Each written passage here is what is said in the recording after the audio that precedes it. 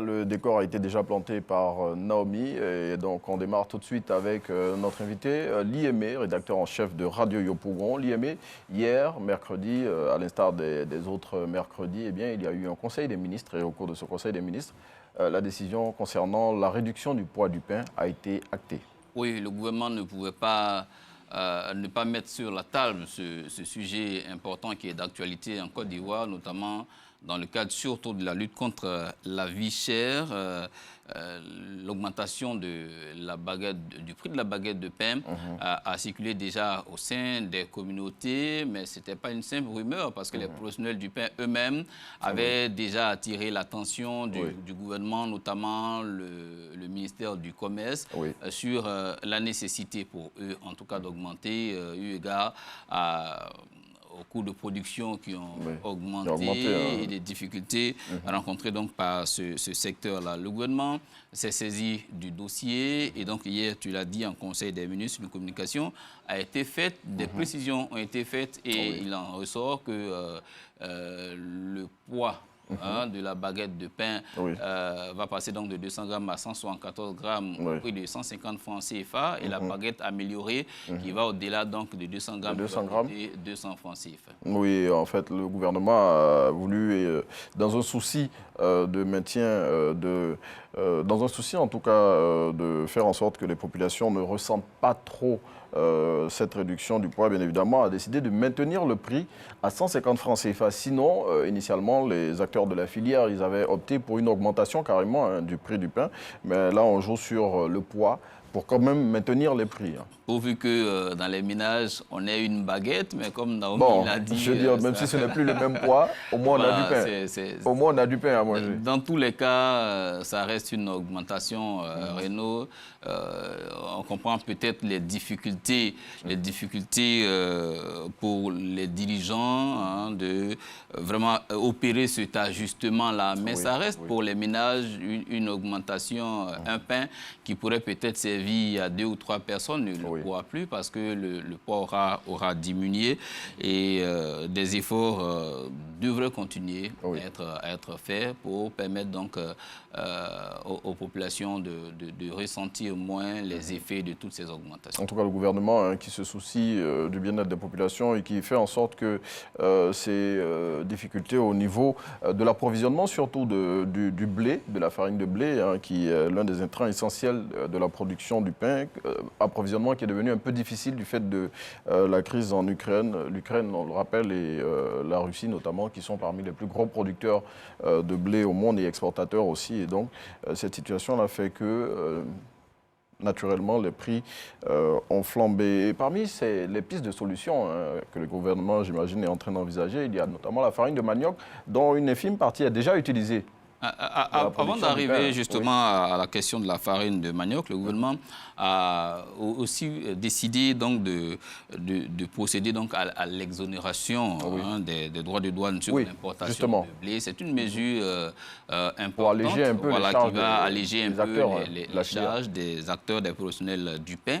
À côté de cela, Renaud, la Côte d'Ivoire est un pays producteur de manioc, il faut qu'on puisse regarder de ce côté. C'est vrai que la farine de manioc n'est pas trop utilisée par les professionnels du pain, mais il faut s'adapter aussi Constance. Il faut s'adapter aussi Constance et je pense que si la Côte d'Ivoire essaie donc de mieux moderniser ce secteur et que la farine de manioc est bien utilisée par les boulangers et pâtissiers, je pense que ça devrait pouvoir aussi permettre donc de réduire les charges, les coûts de production et pourquoi pas se ressentir, je veux dire, favorablement donc, dans les ménages. En tout cas, on espère que des pistes de solutions seront trouvées pour permettre au pain de retrouver son poids naturel pour que les populations ne ressentent pas trop ces décisions-là qui ont été prises par le gouvernement. On le rappelle, désormais, le poids de la baguette de pain passe de 200 à 174 grammes. Le prix de la baguette ordinaire de pain est maintenu à 150 francs CFA et celui de la baguette améliorée, dont le poids est au-delà de 200 grammes, est à 200 francs CFA. Liémé, autre sujet dont une décision tranchée devenait imminente, c'est celui de la carte nationale d'identité, le renouvellement de la carte nationale d'identité, dont la date d'expiration était à aujourd'hui, 31 mars. Eh bien, le gouvernement a décidé de trancher dans le vif et il n'y aura pas de prolongation. Voilà, ceux qui n'ont pas pu renouveler leur carte nationale d'identité, eh bien, on dira que c'est à leur risque et péril. Longtemps que ça dure quand même, de report en report. Il fallait à un moment donné qu'on arrête et qu'on passe à autre chose. C'est ce que le gouvernement décide de faire. En le disant, on ne se fait pas forcément l'avocat du gouvernement, mais il faut reconnaître que parfois, nous-mêmes, au sein des communautés, on traîne parfois le pas quand même lorsqu'il s'agit de mesures administratives. Ici, il y aura forcément des grincements dedans, mais on est allé vraiment de report en report, et le gouvernement, donc, ici, tape du poing sur la table pour dire stop, ça suffit, il faut qu'on passe à autre chose. Ça permet quand même d'harmoniser les documents administratifs. Vous présentez une pièce, une carte orange, pour d'autres, c'est d'une autre couleur, ça fait un peu cacophonie. Et le gouvernement l'a compris, a décidé donc de mettre un terme à ces différents reports-là et de faire en sorte qu'une seule pièce d'identité puisse circuler dans le pays. On note également qu'à un certain moment, l'ONESI a eu aussi des difficultés dans les productions de ces cartes-là. Ça a beaucoup joué donc dans la délivrance de ces documents administratifs. Ils sont nombreux, ces Ivoiriens, qui se sont déjà fait enrôler, mais qui n'ont pas encore reçu leurs documents. Je note que ceux qui s'enrôlent maintenant ont le plus rapidement possible leur pièce d'identité, alors que ceux qui l'ont fait il y a quelques années n'ont pas encore... Parce que la machine est mieux huilée, c'est ce qu'expliquait l'actuel DG de l'ONESI. Justement, et c'est justement parce que ce n'était pas suffisamment huilé qu'on allait de report en report. Maintenant que Initialement, l'opération devait prendre fin, sans vous couper, le 31 décembre 2021, et il y a une rallonge pour permettre à l'opération de s'achever aujourd'hui, 31 mars 2022. Avant le 31 décembre, il y avait eu... Oui, il y avait eu d'autres reports. D'autres rallonges et voilà, le gouvernement décide finalement de mettre un terme, on dit définitif, à ces différents reports-là et faire en sorte que la nouvelle pièce d'identité soit la seule donc valable et qui puisse tourner dans les différentes transactions. Ça ne sera pas sans dommage, sans conséquences. Sans conséquences pour beaucoup de populations. Ils sont plus de 10 millions de personnes encore à attendre d'avoir ce précieux sésame-là. Pour ceux qui n'ont pas encore eu l'occasion de se faire enrôler, je pense que les centres, il en existe quand même à travers les différentes communes. Il faut presser le pas. Et puis, on espère que l'ONESI aussi essaiera de revoir la machine. C'est bien de vite délivrer pour les nouveaux pétitionnaires, mais pour ceux qui se sont fait enrôler et qui, jusque-là, n'ont pas reçu leur pièce d'identité, il faut que quelque chose soit fait. Une chose est de prendre la mesure la mesure d'arrêt, mais bon, pour ceux qui se sont fait enrôler, qu'est-ce qu'on fait pour ceux qui n'ont pas encore reçu leur pièce d'identité? Vous savez que certains se font enrôler 2 fois pour pouvoir obtenir le plus rapidement possible. Selon le DG, le directeur général de l'ONESI, qui a participé à une émission sur l'un de nos plateaux ici à RTI 1, il expliquait que la plupart de ceux qui n'avaient pas pu récupérer leurs documents, c'était du fait de corrections qui devaient être apportées dans les informations qu'ils avaient données. Donc on espère que toutes ces personnes-là, en tout cas pour la plupart, auront pu aller faire ces corrections-là pour enfin pouvoir récupérer leur pièce nationale d'identité. Et ils ne sont pas 10 millions à demander des corrections en même temps, Renaud. Bon, en tout cas, qui n'a pas marché dans la machine. Il y a forcément quelque chose qui n'a pas marché. Et voilà. Et souhaiter que ceux qui ne se sont pas encore fait enrôler viennent se faire enrôler. Pour ceux qui n'ont pas encore eu la possibilité d'obtenir leur pièce d'identité, peut-être parce que le message n'est pas arrivé en temps, il peut peut-être passer s'informer auprès des agents, mais bon...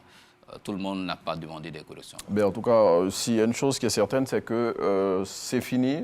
L'opération de renouvellement des cartes nationales d'identité s'achève aujourd'hui, jeudi 31 mars 2022. Bon, on sait que le gouvernement qui, dans sa grande clémence, prendra peut-être des mesures pour permettre à toutes ces personnes-là qui n'ont pas encore pu renouveler ce précieux sésame de pouvoir le faire, parce qu'il y a près de 10 millions d'Ivoiriens, selon certains chiffres qui sont avancés, qui n'ont pas pu renouveler leur pièce nationale d'identité. Et ces personnes-là, selon ce que le porte-parole du gouvernement, le ministre Amadou Koulibaly, a dit hier dans son compte-rendu du Conseil des ministres, ces personnes-là se retrouvent en dehors du système. Voilà, parce qu'elles n'ont plus de pièce nationale d'identité valide. Et je suis sûr que le gouvernement trouvera une solution pour On note ces tout de personnes. même avec satisfaction la réduction du temps de délivrance depuis quelques mois quand même. Et ça, pour ceux qui ont encore des craintes, ils devraient comprendre que le temps de délivrance de la nouvelle pièce d'identité a été considérablement réduit et qu'ils devraient eux aussi faire leur part en allant se faire enrôler. Eh bien, on referme ce chapitre consacré au Conseil des ministres et là, on s'intéresse à un autre sujet qui nous est proposé par Soir Info.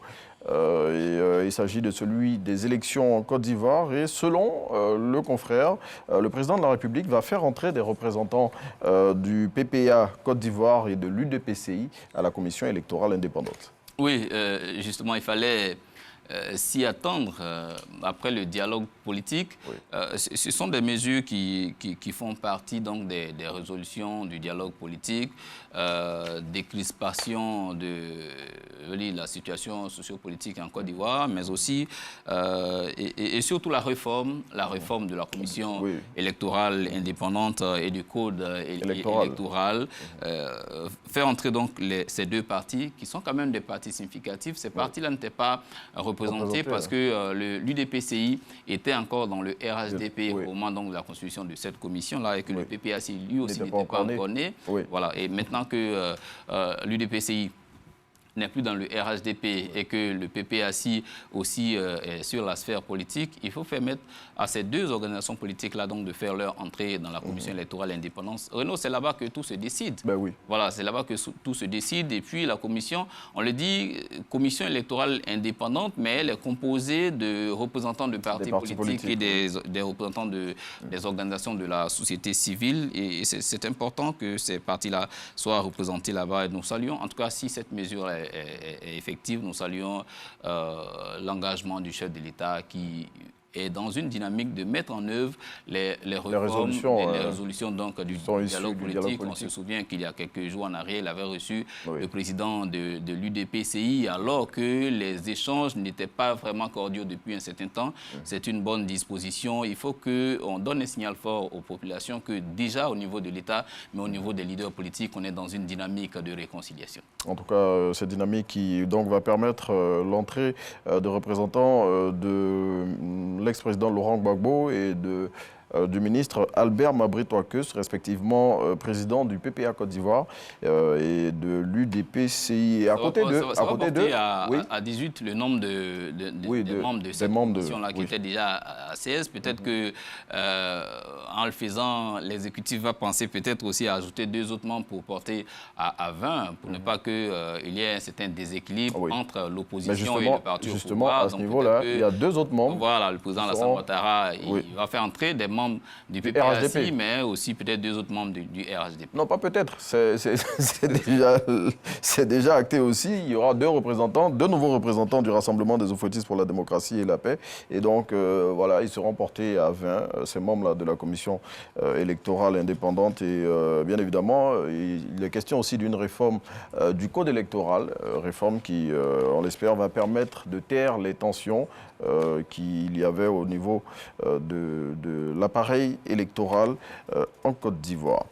Liémé, dernier sujet sur notre conducteur, on en a 3 aujourd'hui, eh bien, c'est celui relatif au Parti démocratique de Côte d'Ivoire. Et selon Soir Info, eh bien, les tensions sont vives entre 2 leaders de cette formation politique, en l'occurrence M.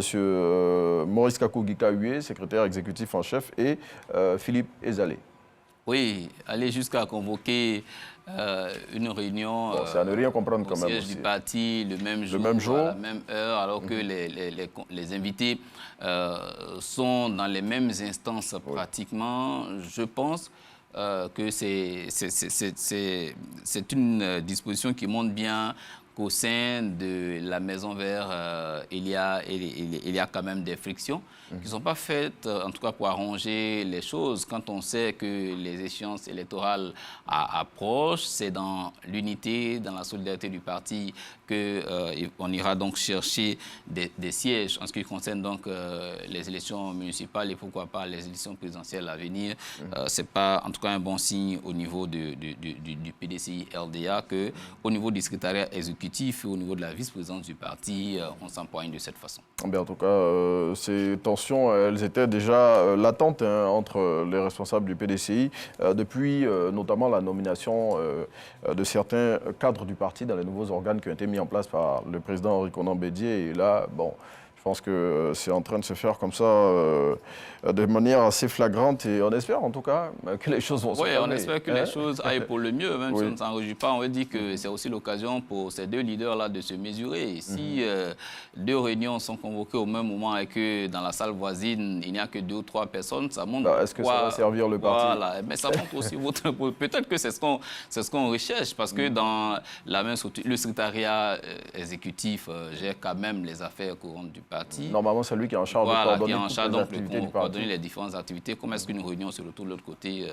c'est pas une bonne façon de faire la politique. Je dis qu'on est aujourd'hui à ces niveaux de responsabilité parce qu'on a été jeunes hier, mais parce qu'on a eu des modèles à qui on a voulu ressembler. Il faut que des gens, des cadres qui sont à ces postes aussi, pensent à la jeunesse, qui comprennent qu'au-delà de leurs égos, les actes qu'ils posent aujourd'hui ont d'une façon ou d'une autre une incidence sur ces jeunes-là qui s'identifient à eux. En tout cas, selon Soir Info, cette situation pourrait faire naître un nouveau conflit qui pourrait envenimer les choses au sein du plus vieux parti politique de Côte d'Ivoire. Et ça, ce n'est pas chose intéressante, surtout, comme on l'a dit, à quelques mois des échéances municipales qui arrivent à grands pas. On le rappelle, hein, c'est prévu pour 2023, les prochaines consultations municipales et régionales. Liamé, on va s'arrêter ici pour aujourd'hui. En tout cas, merci d'être venu partager ce temps d'antenne avec nous. Merci, Renaud.